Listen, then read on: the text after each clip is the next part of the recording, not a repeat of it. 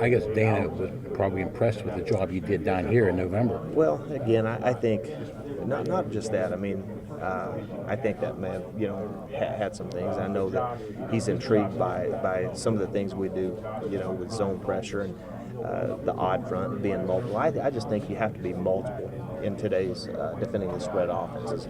If you sit there and you let them draw a beat on you from a coverage concept aspect or from a front standpoint, I think you have to be multiple. I think you got to move your anchor points. I think you got to move in stem coverages. I think you got to be able to zone pressure, and I just think that that's something that intrigued him. Is it West Virginia's defense going to look a little bit like what Pitt played last year? Well, it's different because West Virginia's been an odd front, for years and have done a tremendous job, have great admiration and respect for the job they've done defensively here. Where Pitt was a 4-3 quarters concept team going in, so it was probably more of a transition going from a 4-3 to a multiple 3-4 than it really was, because we had to kind of tailor make it at about 4 or 5 games into the season. We made some pretty drastic changes from where we were in fall camp at Pitt. So therefore, I think the transition here, with it already being an odd front, now we're going to be able to just continue that odd front, be able to kick it down sometimes, and be able to show 4-man fronts. Again, I think it allows you to become more multiple. Keith, is it at all difficult to go from one side of a rivalry to another? Well, I think maybe if I'd been there longer, maybe so.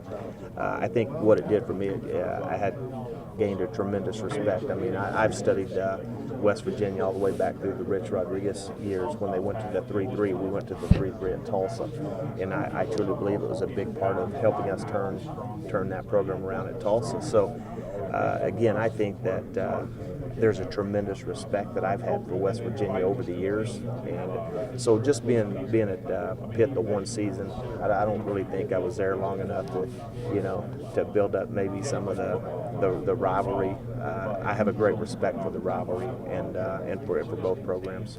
Go ahead. You talk about the dynamics of your relationship with Joe DeForest and being a co-defensive coordinator, how exactly that works out, your duties. Those are things that we're working through. I have a tremendous respect for Joe and what he did at Oklahoma State, and Dana as well, and what they've been able to do in their careers. And we're just trying to, it's like anything else, you're trying to figure out what's your role, and you fit into that role the best you can. And I just want to do everything I can to help us win and play great defense. How familiar are you with what he wants to do and what you want to do with the scheme? Obviously, there's some new nomenclature guys are going to have to learn things like that and getting that taught. It is. Now, the whole thing is we want to continue to build upon some of the things that have made the defenses great here in the past. And it's been the effort in which you watch their guys play with. I've had great respect for that. We want to accomplish the same thing. Learning a new language, learning that those are things that the kids will be able to pick up over the course of time. So we'll keep it simple in the spring and try to continue to build on things that make you successful defensively, running the ball, giving great effort, approaching the game with a great attitude, and then continuing to force turnovers. If you look at it, 2 years ago we were number 2 in the country in turnovers forced, number 1 in interceptions. Joe last year was number 1 in the country in forcing turnovers. So that's going to be a big part of our emphasis. What about changing positions, moving Terrence Garvin to a Sam, and I'm sure a lot of guys are kind of moving down to a different role. Is that something that kind of the spring will really iron it out, or do you just look at body types?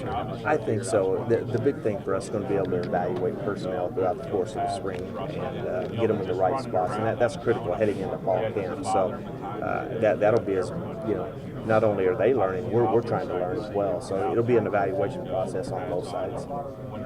Kids you've inherited, what have you seen so far from what you've been able to study? I tell you what, from just again knowing and studying West Virginia and being able to be a part of the program here for about 2 or 3 weeks, the thing that impresses me is the passion in which these young men and the work ethic that they have. I mean, it's been very impressive, and again, we're going to try to continue to build on the things that have made them successful. And I think maybe with a different approach, defensively from a schematic standpoint, And I think the kids are excited about this change. Before you came here, you were at Arkansas State for a short time. What made this opportunity so great for you to? Well, a lot, like I said, a lot of things. I mean, when you look at it, I mean, the opportunity to play in the Big 12 Conference, the respect that I have for Dana and for Joe and for this program. Again, I've studied the program because of the similarities that we even had at Tulsa with running the 3-3. So there's a lot of intangibles that go into making this decision. I don't think I can just sit and point at one thing and say, hey, this is why I made that choice. It's a culmination of a lot of things. When you're looking for kids to play in this defense, what are you looking for? Speed, toughness? What are the things, attributes you're after? All those things. You want guys that can. Where the game has changed is making plays in space. As you'll see, even with Dana's offense, they throw a negative yardage route, and all of a sudden it's a 9-yard game. Before you can blink an eye. So you have to have people that can make plays in space. So therefore, you got to have athleticism. You got to have physical toughness to be able to get off blocks, and the ability to run and chase the football. And then again, one thing probably defensively that goes underrated is ball skills. Trying to get guys, defensive backs, that once they do get their hands on the ball, being able to take advantage of the opportunity to create a turnover. So all those things we'll continue to look at and build on. I know at Pitt you had the ability to get the passer. Is that something you want to try to do here? Get kids that can get the passer? There's no doubt. I mean, I think quarterbacks are too well coached, in this day and age to just sit there and let them sit back there and comb their hair. So we want to definitely confuse them with stemming alignments and coverages and changing coverages on the snap, what you see before the snaps and maybe not necessarily what you get. And then being able to impact that quarterback by physically, putting your body on it. What's your thoughts on tackle? A lot of coaches talk about that it's a skill that's kind of eroding in the game today. What do you think about that? I think it's, again, the nature of the offenses that you see. I mean, where used to, that's what you did. You just lined up, got off blocks, and you tackled. I mean, the formations were simplistic. Now you're seeing multiple formations, multiple personnel groupings. So therefore, that's something I put a major emphasis on individually by position and as well as a unit. I mean, you have to be a great tackling team. The nature of where the tackles occur is what's changed. So therefore, the tackles have become more open field oriented than they were just in the box, taking off a block and tackling somebody running an ISO play. So now you have someone out in space with great athleticism with a ball under their arm. Now it's all about angles and coming to balance and being able to make plays in space. Are you a coach who just wants them on the ground, or you care how they get on the ground? Well, yeah, I mean, there's very few times that you just see a perfect form tackle. So, the number one objective is getting them on the ground, of course. But yeah, there's methods and situations that you have to put them in defensively in practice to be able to make sure that you can become a sure tackling football team. Thanks, Coach.